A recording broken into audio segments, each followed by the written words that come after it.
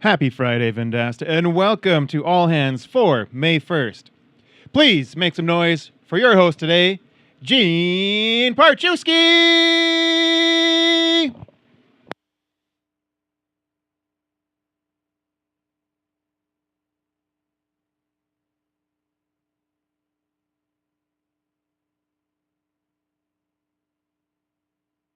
I could do that. Some direction. Okay. Where is my... I don't know why I got the short stick of doing all hands the day after I attended the Vendasta Up party, but next year we'll do it to somebody who's remote. No, it's good. It was a really great event last night, and kudos for the lunch because that's a great after Up event lunch, I think, too. Just some greasy fish and chips. Just what you want after staying up late. Okay, so all hands and product showcase today, May 1st.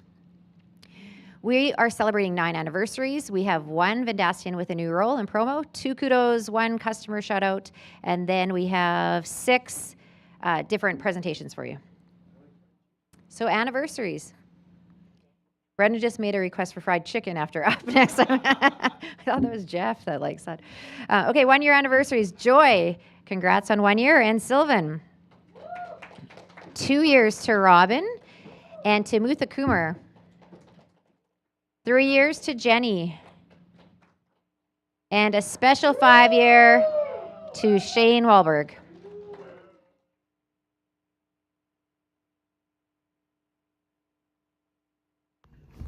Shane, what's up, buddy? Congratulations on 5 years. I'm so grateful to have you on the team, and there are so many reasons for that, but there are 3 that really come to mind. Number 1, you have a phenomenal attitude. You walk around the office, you've got a positive attitude, you've got really good positive energy, you have a smile on your face, you laugh in the good times and in the hard times, and I love that about you. Number 2, you have a problem-solving orientation. No matter what the ask is, you are focused on figuring it out. Even if you don't have the answer, you go figure out the answer.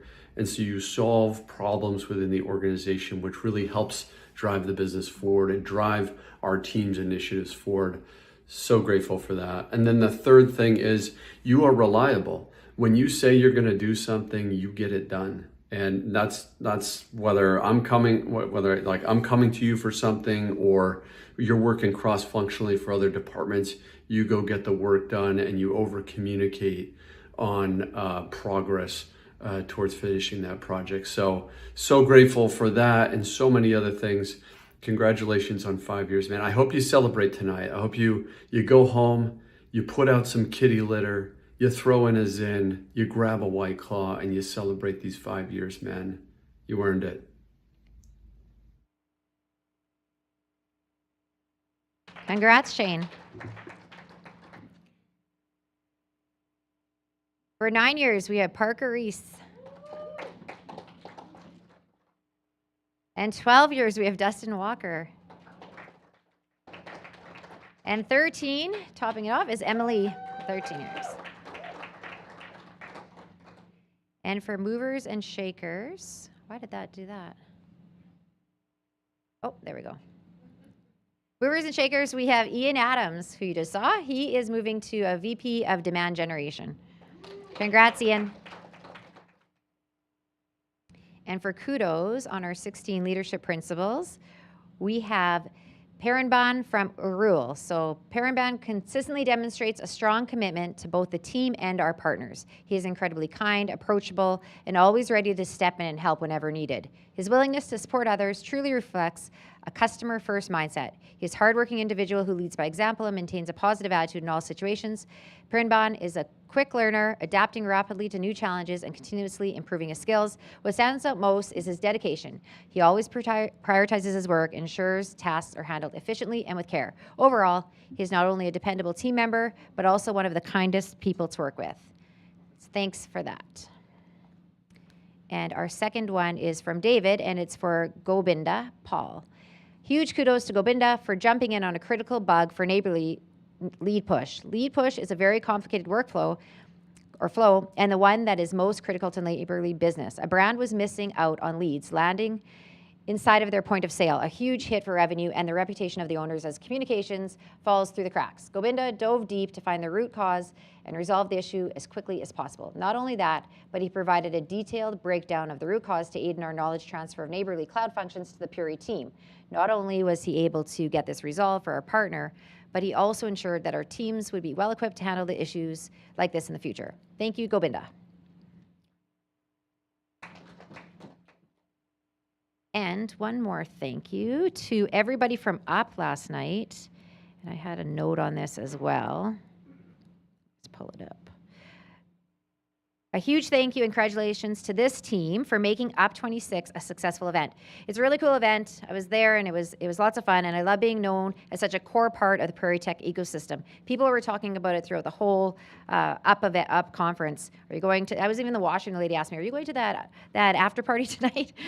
People always comment that we have something special, and I'm honored that they can feel our culture and that you all make them feel like a part of the community. Everyone is so welcoming and kind, and making sure guests had a good time.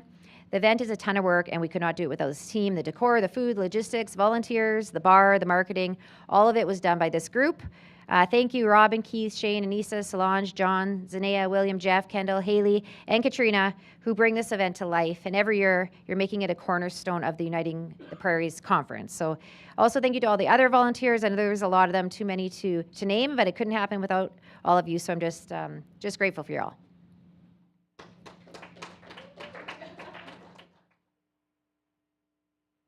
What? Oh. That was someone who wasn't invited, I think, but he told me that Nakia invited him to the party.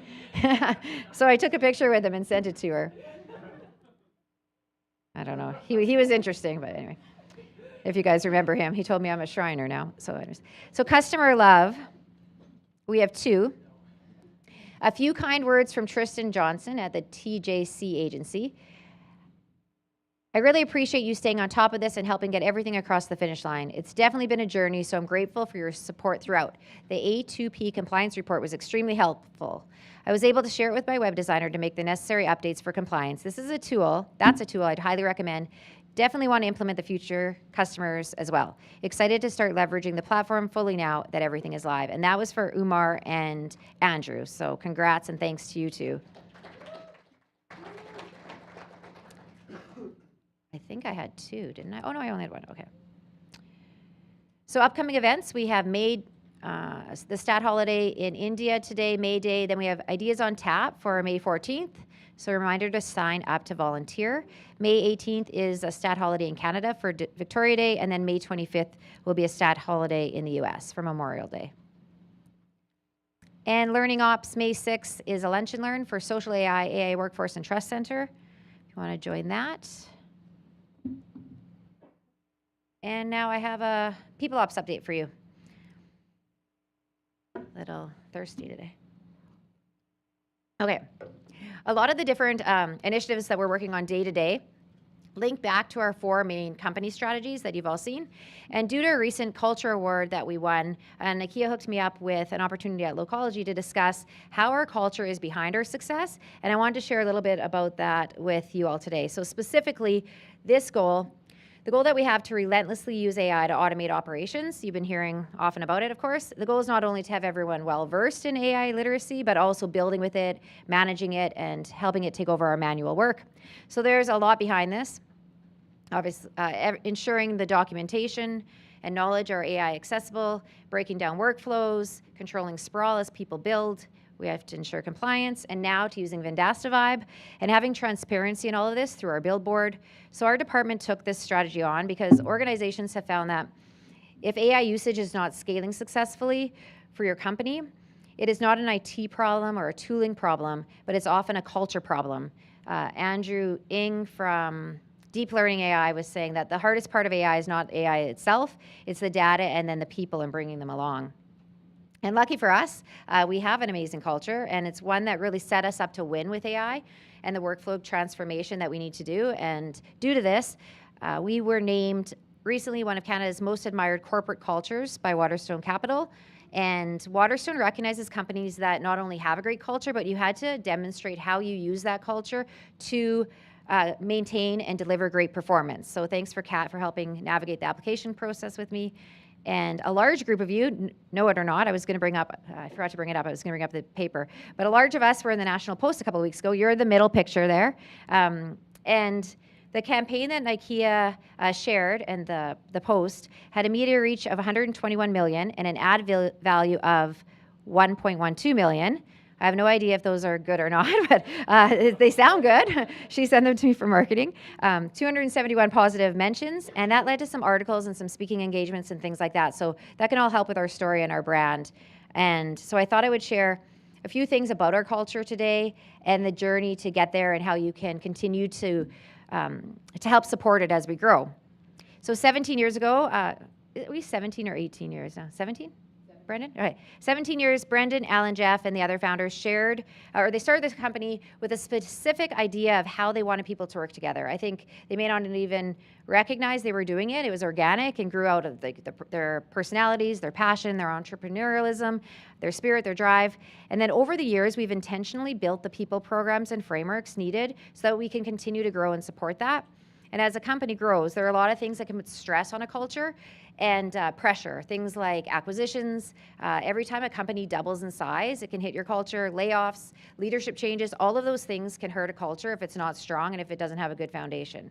So you really need to be intentional about preserving the core values and the principles behind the culture you want to have, and just so that it doesn't get away from you or change too much in the way you don't want it to. So John put together a great quick video that we played at the award show I was at, and I was going to roll that for all of you.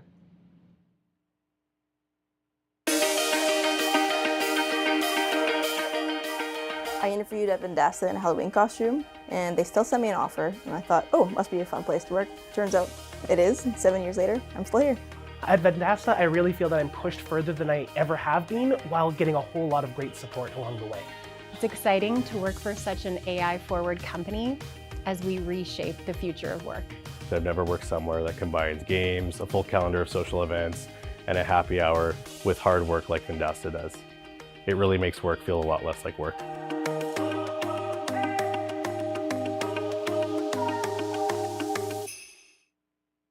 That was great. Thanks, John. And then there was a comedian hosting it, and after he's like, how about that Vendasta? Like, what happens when someone wakes up one day and just decides to go for an interview in their Halloween costume? Like, how does that happen? So I thought he gave us a shout out, and I thought that was kind of neat. So what does culture, like what does a really good culture mean? First, I think we'd all agree it's not the words on a wall and it's not values listed on the website. The culture is formed from these day-to-day small interactions you might not even think about. The behaviors and decisions that you make and as your team makes as you go about work. It's, I'm sure this morning you can think of decisions you made or people on your team. Like if you had a problem, did you go to your manager and say, hey, I have this problem, what should I do? Did you look at your team and ask, like 5 people, hey, can I get some consensus on this? Or did you just go figure it out and think I'll ask for forgiveness later? And those actions are all predicated on what the culture has reinforced and what you as leaders and just as peers reinforce to each other. And every action, it can either add or take away from your culture. So Jeff Bezos, from a marketing perspective, he says that a company's reputation is what they say about you when you're not in the room. So I say your culture matches what your employees say about your work after a few glasses of wine and up. So I'm going to meet with some people later. But and this slide is what happens when AI takes what we want really literally, put these on some old paper. So how did we build and make our culture intentional? So I said how Brendan and the original team came up with some initial guiding principles. They've been iterated and changed on over time and as we grew, but not that much actually. Like a lot of them still hold true today because they're not about how we're going to, or they were about how we're going to operate at our core, kind of our non-negotiables. And that's the foundation, like I said, of how our culture was built. And they answered the question, how do we want our team to behave and act? Do we want speed or do we want perfection? How will we decide things? Do we want consensus or do we want to get together and argue it out and let everybody have a voice? How are we going to promote people and reward our people? Are we going to do it with tenure or are we going to make sure it's based on performance? You have to make all those decisions. And there's also a set of product-specific principles. And recently, Brendan took all of these and he updated them into our guiding principles. And I think we spent 4 weeks, about a month, going through these at All Hands. So when you ask what is culture or how is culture made, it is from these intentional curated principles such as these that shaped it for us. And of course, we have lastly, our leadership principles that we're all familiar with. And then part about being intentional about culture, or really anything, there's two kind of sayings that I think of. It's what you recognize gets repeated, and inspect what you expect. So we decided early on that we wanted a culture of action. We wanted people who had high standards, high ownership, a lot of pride in their work, and who were relentless, or we were relentless about recognizing that and evaluating people on them. And we had to connect these to our hiring. Like all of the way we want to be as a culture, we had to make sure that it mapped to that, and then make sure that the people we brought on our team could embrace them just as much as we did. And not just because that they were something on the website. So I put these employee personas up because I was walking in the Avenue building one day, and these were all posted. Like if you remember, they were all along in the main room, the atrium. And it made me really question, hey, they put a lot of thought into these customer profiles. I need to do the same to think about who our ideal employee was. And so I just ask all of you, when you're thinking about your team and thinking about the greater team, like who are those people that you would say is the ideal employee, the same way you would about an ideal customer? Because we had set the stage of how we wanted our people to act and behave and how we wanted to go about our work. And you can have the best principles and vision and ideas and strategies, but without the right people, without all of you, to bring them to life, you really don't have anything. And it's more about about the competencies and just their attitude than their technical or education in a lot of cases. So we intentionally connected these profiles to create our own ideal employee profile. And as you can see by the camel case, it was about a decade ago that we did this. But these 6 are just as important then as they are today. And I'm surprised how many still resonate. And the exec team did an activity on the ideal profile and came up with these. So we've modeled our hiring over the last 10 years around these, and it's worked really well. But Gwen, with the performance feedback and some cool stuff that she did with that data and that content, she's re-looking at them and seeing how we could change them up a bit or re-look at them for the future. So we're going to continue to drive this 4th strategy forward with all of them, and to support and curate the company that we want to grow into, and the tactics and things that we hear all the time about, like the AI roadmap, the Citizen Developer Program, Claude, Gemini. We're talking about playbooks and Vendasta Vibe and the AI Billboard. I heard time and time again over the last 2 days at App, how are you so far ahead? And our company is just using AI for better emails. And so many, I'm really surprised at the amount of cases I heard that. And I think it's really about all of you and our culture and what we've grown here. So I think it's worth taking a look back to the principles and what they are and how you can make sure that you're reinforcing them, both in what you do and what you're doing with your team. And with that, I'll pass it off to Gwen. Thanks.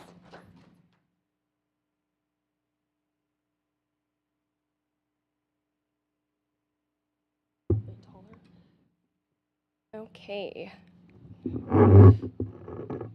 The tall one on the team. So thanks, Jean. So as Jean mentioned, as we continue to kind of evolve and grow as a company, we also need to start thinking about what is HR going to look like in 1 year, 5 years, 10 years, and also with that, what does that ideal employee profile look like in an environment that is changing so fast?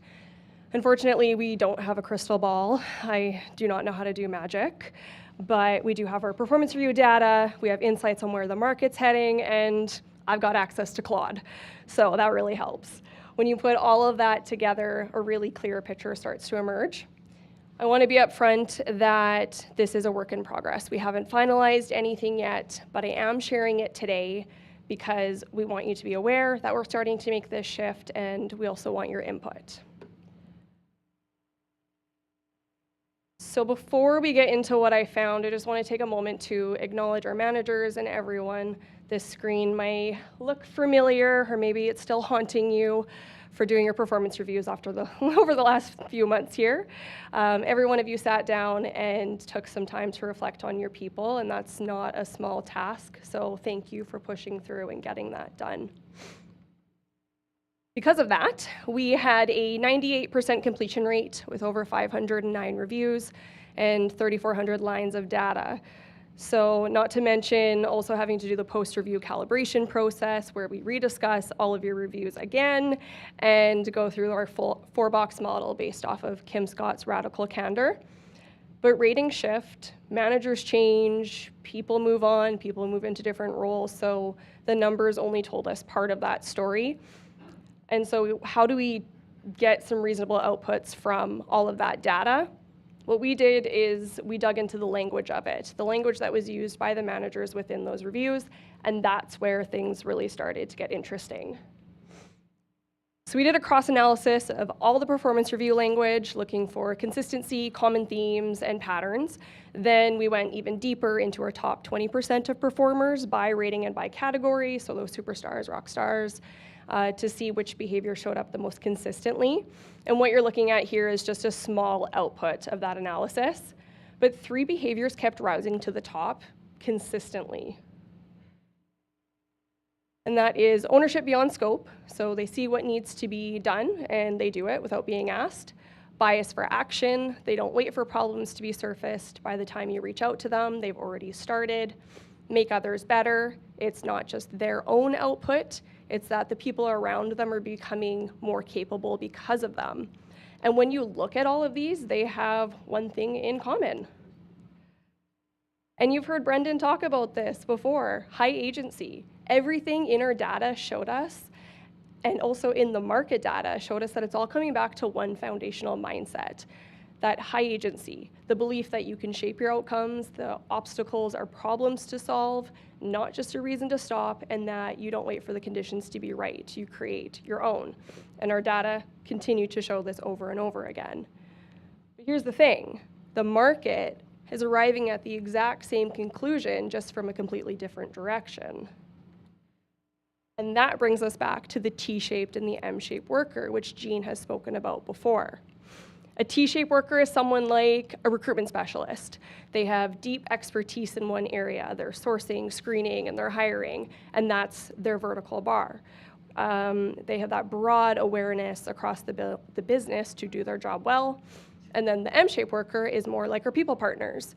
Still doing recruitment, they're still super deep in their domain, but they're adding on employment relations, performance management, all these other functions within the business. They're fluent in their data and their tools, and they're operating across different areas and creating an impact within the organization. Same profession, completely different operating radius. So as we move towards a world where AI does the work and humans orchestrate it, we need more of these M-shaped workers. So where am I going with all of this? Let me wrap it up here for you. Our performance data and our market data confirm that we're heading in the right direction, and it's continuing to point us there. This is the starting point of our employee life cycle, those 6 core competencies that Jean had shared with you. They determine how we hire, how we develop, how we evaluate our people, and they've served us really well, and now we're just looking to evolve them. I'm not going to walk through all 6 today because they're not finalized, but I do want to highlight, like Jean said, some of them don't change. They're still valid, we just need to elevate them, like dealing with ambiguity is a really good example.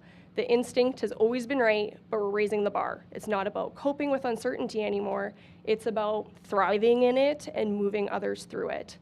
So same foundation, higher bar, but it's built for where we're going. Again, I'm sharing this because as we move through this evolution, especially managers need to be brought on board with this, and we want to know what's working for you, what's not working. We really value your input as we move forward with this. And as we have some more concrete decisions in place, we'll keep you guys updated. Thanks.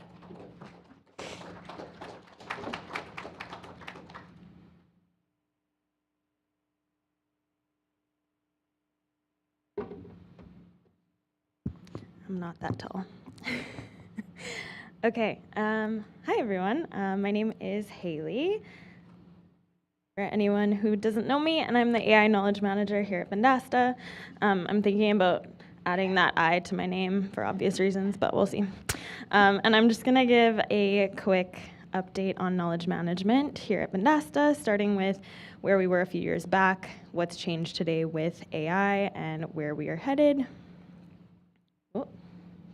Okay, I'm just gonna start with a quick reminder of what knowledge management even is. So when we talk about knowledge management, I think the default thought is mainly support docs, but that's really just one output.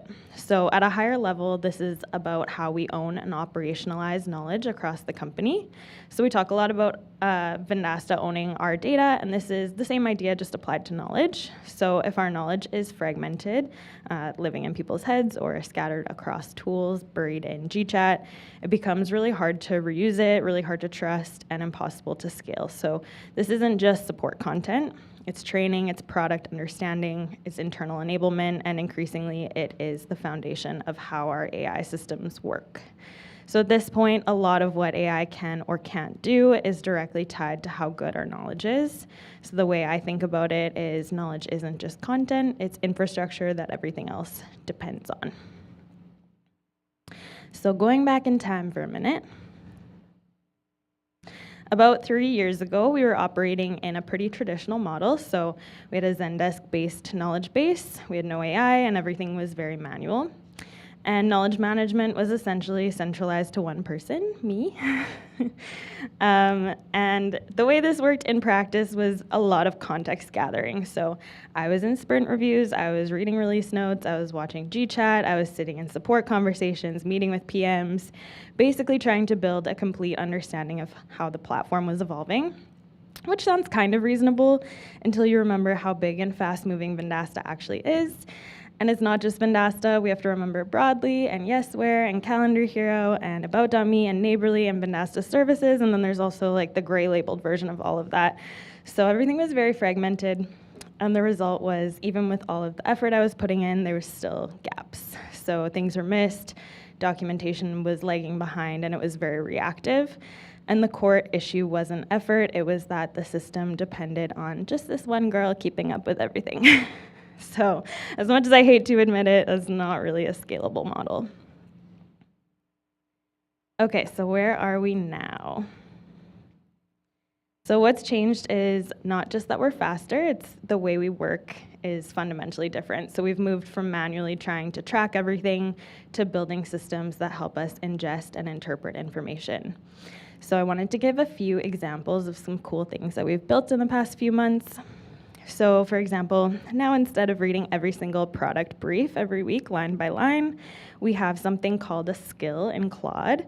So the AI surfaces what actually impacts documentation out of the product brief, and it suggests those changes immediately.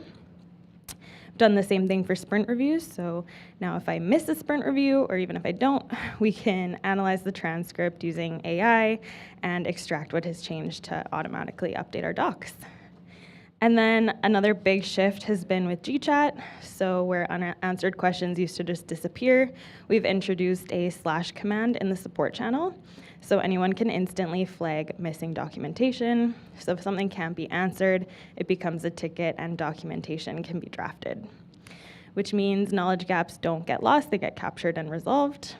And for me, that changes my role from trying to find everything to focusing on validating and improving what's already been surfaced. And that way I can do the job of an actual knowledge manager and focus on strategy and planning and information architecture rather than just being a technical writer. Okay, so I want to do a quick walkthrough of what our GChat flow actually looks like because I think it's super important for everyone to see and start utilizing. Okay, so this flow is meant to help us close gaps from GChat. So it begins when the little support bot doesn't quite get it right. We don't have full access over the prompt yet, but we do have access to knowing if it's a documentation gap. So in this example, the little bot thinks we don't have if-else branches in our automations, which we do. So what can you do? You're going to hit this thread with the / command, /correction, and hit enter. And then this beautiful little form is going to pop up right in your GChat, so you can follow the prompts to let us know what the issue is without leaving GChat at all. And then from here, your form is going to go to this scary-looking Google Apps script. I won't bore you with the details of that part, but you can just know that I'm basically a developer now. And then it's going to go here. It's going to create a task on our Jira board where myself or one of my great team members is going to pick it up and close that gap. All right, so I just want to briefly touch on where we want to go from here as well. So looking ahead, this becomes even more system-driven. So one of our big upcoming goals is going to be a unified knowledge layer. So something that can pull from all of our different sources and act as a single point of truth. So you can think of that as a replacement for Guru. We move towards self-healing systems as well, where gaps are automatically detected through things like support tickets or failed searches and turned into work. As you've seen with that last example, we've started on those pieces, but we want to do even more. And then we also want AI to be taking the first shot at creating all of our docs automatically. So we actually worked on a really cool project during Hackathon to do that, and we were really successful with it. But unfortunately, that system broke when we moved out of Cursor and into Claude. So we're currently working with the team to move that over to Claude, and we're almost there again. So some really exciting things that we're moving towards. And that is all. If you have any questions, please feel free to reach out to me, and have a great weekend.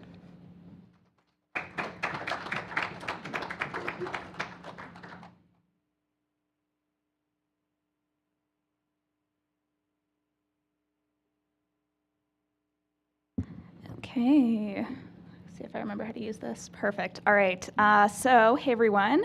If we haven't met, my name's Emma. I am the Learning Experience Specialist here for our People Operations team, and I'm going to give you like a super quick 2-minute update on the Citizen Developer Program, what we just wrapped up, what the numbers are looking like, and what's coming next as well. All right, so what is new? Quite a bit, actually. We'll start with the biggest news, and that is that our second cohort just officially crossed the finish line on April 15th. This was a really great group. I feel like one thing about the Citizen Developer Program you might not know is kind of the end goal is to walk away with one thing that you've built, one project. Most people in this group could not contain it to that, and we had people struggling to figure out what to present because they built so much. So that was really awesome, and everyone's really excited about their certificates, clearly. So huge congrats to this group. That was awesome. All right, so here's kind of a few numbers, some fun facts for you. We've had 35 Vendastians through the Citizen Developer Program to date across Canada and Chennai, which is awesome. We've had 99 applications submitted in the last 4 months, which is like a fifth of the company, so that's wild. We have 55 builds live on the build board.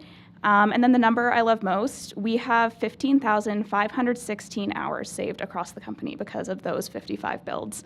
That is what participants have actually reported in their AI build board submissions for how much time this is going to save them, and that is super awesome. As well, just a shameless plug, if you've built something with AI, we would really love to see it on the build board. And as you know, you can win prizes, which is the best motivator. I personally already spent my Amazon gift card that I won last week, so would recommend. And then one other fun little fact, we also have one more metric, and that's the number of times we've made Jason's eye twitch. The limit does not exist for this one. We're still counting the numbers, but it means the program's working, the more frustrated he gets also. We love you, Jason. Thank you. On a more serious note, like I said, the builds coming out of this cohort have been super impressive. Robin built an employee swag store and an inventory tracker app, so if you want a cool Vendasta sweatshirt, go use that. It's super awesome. Braden built a sales research agent and an agency pricing dashboard, and I think a bunch of other things too. Nakia built Spoke, which is an executive thought leadership engine. Comes off of Spokes Monster as well, if you know Spokes Monster. And NoRid automated Matchcraft SQR reporting, as well as a bunch of other things. So these are all real tools that these teams are using to solve their problems and make their work faster, which is awesome. All right, so what's next? Cohort 3 actually launches this Tuesday, May 5th. We have 17 new Citizen developers kicking it off. We're really excited to get to meet this group and see what they build. We also have Cohort 4 planned to launch in fall 2026. You can apply at literally any time for any of these cohorts. Your applications are always going to be considered in our next round. If you applied 6 months ago, they're still going to be considered. So apply at any point in time. You can find that application on our Citizen Developer Documentation website. And beyond that, we'll keep building. We're sure we're going to keep running this Citizen Developer Program. There's going to be more hours saved, more eye twitches by Jason. It's going to be great. So thank you. That's all that I had. I think Davin's up next.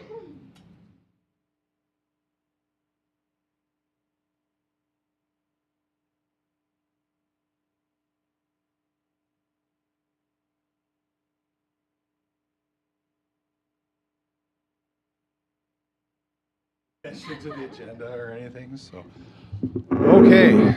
Hi, everybody. My name is Davin Overland. You can see here my title is VP of IT and Security. Today I'm talking to you a little bit about our compliance training. So I don't actually know how to move to the next. I'm going to push this button and see what happens. Hey, I did it. Okay. Annual compliance training is going to kick off on Monday, because I know that you've all been sitting around wondering how you can be more compliant.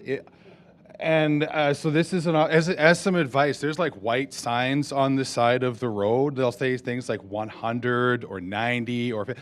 Do not drive faster than the posted number on there. That's a way you can practice being compliant. So some training here for you. Global compliance, this applies to everybody. The India Workplace Essentials is just for our team members in India. It is a required training for you there. And R&D folks, OWASP Top 10 and associated stuff. Not a whole lot of changes this year from previous years. It should look pretty familiar to you since I know you all did your last year thing. We just got to get this all wrapped up by the 20th of May. I do promise that there's a little bit more training coming. We are making some pretty good progress on SOC 2, so the Lunch and Learn next week, which I'm sure you're all going to attend, is going to give you some interesting information about SOC 2, a little bit of information about our Trust Center so that our customers can self-serve a little bit. And there will also be information happening about HIPAA and GDPR, but it's going to be coming a little bit later. We've still got a lot of, I's to dot and T's to cross. So having said all that, I promised I would keep this very short, and this is very short, but do feel free to come by and chat with me if you do have questions. Most of you don't know who I am specifically. I am more fun in 10 minutes than most people will be all day. So pop on by and we can chat about whatever it is you want to talk about. So, all right, thank you very much.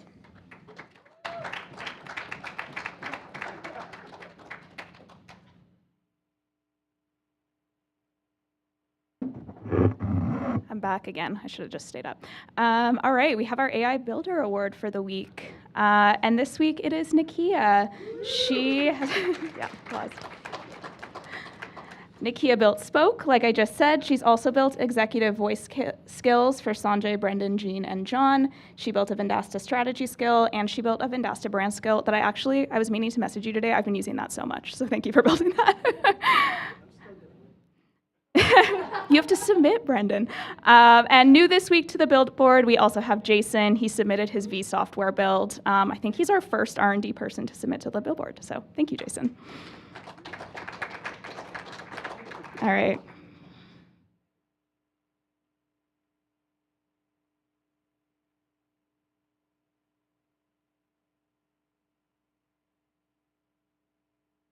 Okay, Jean pulled this one, so if it's her ticket, it's rigged. The last four digits are 6295. Anyone? 6295, yeah? Cool.